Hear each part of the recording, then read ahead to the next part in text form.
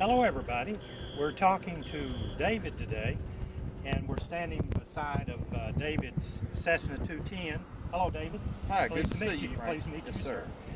My name's David Hilston. I'm an engineer, and of course I have an involvement with aircraft and have since I was about 12 years old, but I've used my engineering expertise to develop modifications for certain aircraft. This just happens to be my personal aircraft. It's highly modified. It's a 1982 version of the Cessna 210. It's got a larger engine and propeller, which gives it more thrust and climb. It's also more efficient, which means it uses less fuel, gives me longer range. I've got a Robertson Stoll kit that I installed several years ago that allows me to land on shorter strips. It also allows me to take off in shorter distances and climb to higher altitudes. One thing you might want to look at on the top of the wing right here is these vortex generators, and these vortex generators keep the air attached to the top of the wing, which provides more lift for the aircraft. Also, we have speed brakes that pop up out of the top of the wing, which allows us to slow down without changing the power settings on the engine.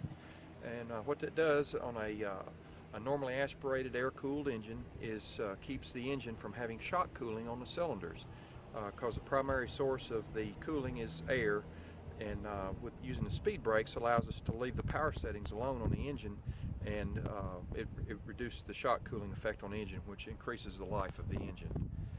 The other modifications we've done is we've converted the airframe to a little stronger attachment points, which allows us to put a turbine engine on the aircraft. The aircraft has already been prepared for a turbine engine, which is a turboprop, like a prop jet, but we don't have that engine on the airplane at this point. Some of the other modifications which we discussed earlier, these are also vortex generators, but instead of being on the top of the wing, they're attached to the vertical stabilizer, and once again their purpose is to keep the air attached to the surfaces of the controls.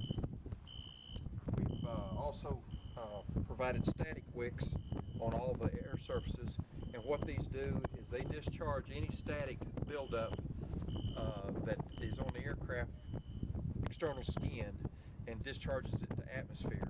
It's like miniature lightning, because the airplane's flying through a fluid, which in this case the fluid's air, and that fluid generates a static charge across the skin, and we dissipate it through these lead-filled static wicks into the atmosphere. That also helps eliminate trouble with radios, like communications transmissions and navigation. We also have some surfaces on the airplane which we've put on, which are for anti-ice purposes.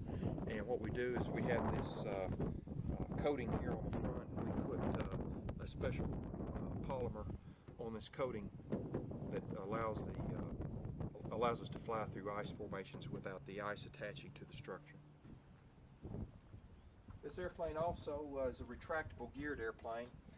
The gear retracts by hinging in and back, kind of like a seagull when he's flying, and it's a little bit different because it actually goes into the fuselage, where most retractable airplanes, the landing gear goes up into the wings.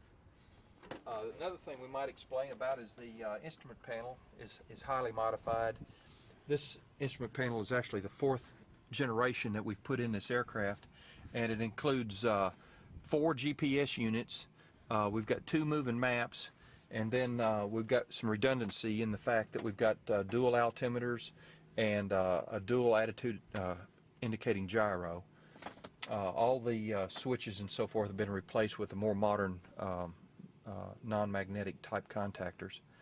And it's also got a 3-axis autopilot, which will allow this airplane to fly itself down to within about 50 feet of the ground in bad weather. And you designed that control panel, didn't you? Yes, sir, I did. I actually designed and manufactured this instrument panel. Thank you very much, David, for all the information. Have a good trip, sir. Frank, I enjoyed meeting you, and take care of yourself. Enjoyed meeting you. Yes, sir. See ya. Thank you.